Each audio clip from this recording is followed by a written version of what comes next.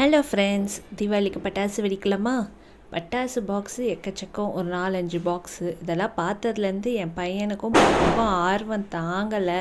என் பையன் காலையிலேருந்து பட்டாசு வெடிக்கணும்னு சொல்லி ஒரு வழியாக நைட் ஆனால் தாண்டா வெடிக்கணும், அப்போ தாண்டா நல்லாயிருக்கும் அப்படின்னு சொல்லி அவனை சமாதானப்படுத்தி நைட்டு அவங்க அப்பா அவன் கூட சேர்ந்து பட்டாசு வெடித்தார். உங்கள் பசங்களாம் இந்த மாதிரி தான் அடம் பிடிச்சாங்களா? அப்புறம் எங்கள் தெருவில் இருக்க பசங்கள்லாம் கையிலே பிடிச்சி பட்டாசு போட்டாங்க. நம்மளும் 1-2 வீடியோஸ் எடுக்கலாம் பட்டாசு எடுக்கிற மாதிரி சொல்லிட்டு நாங்களும் மாற்றி ஒருத்தர் வச்சு பட்டாசு வைக்கிறத ஃபோட்டோஸ் அண்ட் வீடியோஸ் எடுத்தோம். நீங்களும் கண்டிப்பாக இதெல்லாம் பண்ணியிருப்பீங்கன்னு தெரியும்.